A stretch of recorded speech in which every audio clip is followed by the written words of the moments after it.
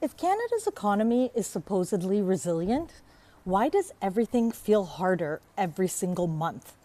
I want to walk you through what's really going on, and I'm going to do it a little differently today.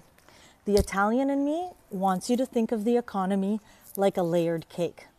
Let me start with the base. I'll add some cream, I'll add the layers, and at the end, I'll add the icing, which is where the opportunities actually are. Let's start with the bottom layer. The base of the cake is interest rates. The Bank of Canada sets the policy rate, and that's what directly influences prime. So, when you hear in the news that the policy rate is 2%, that does not mean that borrowing costs are 2%. What it means is that prime at the banks is higher. Currently, it's sitting at 4.45, and that mostly affects variable rate mortgages and lines of credit.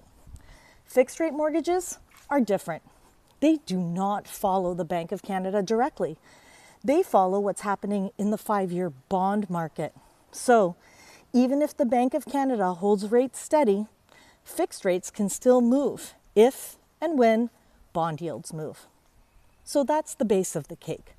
Now let's add the first layer of cream, GDP. More than half of Canada's economy is driven by consumer spending, 54.5% to be exact. So when households feel stretched, they pull back. And when consumers pull back, economic growth starts to slow down. At the same time, many homeowners are fast approaching their mortgage renewals with less equity than they had expected. You've heard that values have dropped and the prices of homes are lowering. That matters because less equity means fewer refinancing options, less flexibility, and more people are carrying higher debt at higher rates for longer periods of time.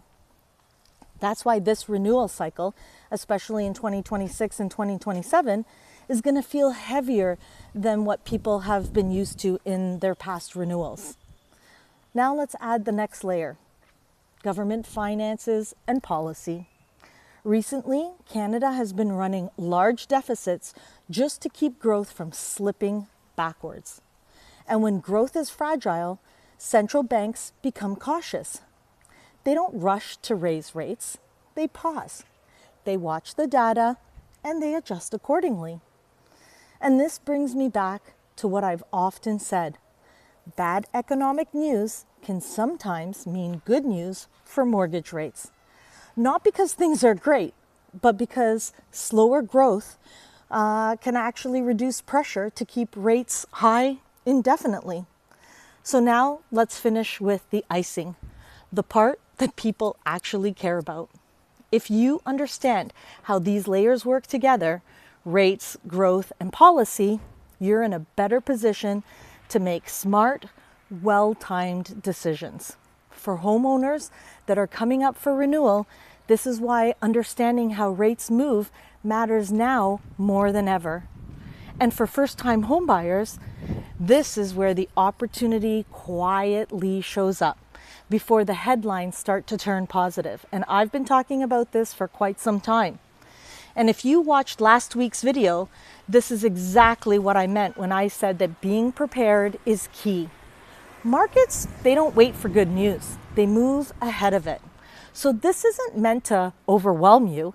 It's meant to give you clarity because the headline stories and the household reality, they're not the same thing. And if you're trying to figure out where you fit in this cycle, that's exactly the conversation that I have with my clients every day. In my business, I don't sell rates. I work by referral and I work on trust. My role is to give households clear, honest information so that they can make solid decisions, especially in markets like this one. So if that sort of information is helpful, I'm always happy to have that conversation. Until next week, be well.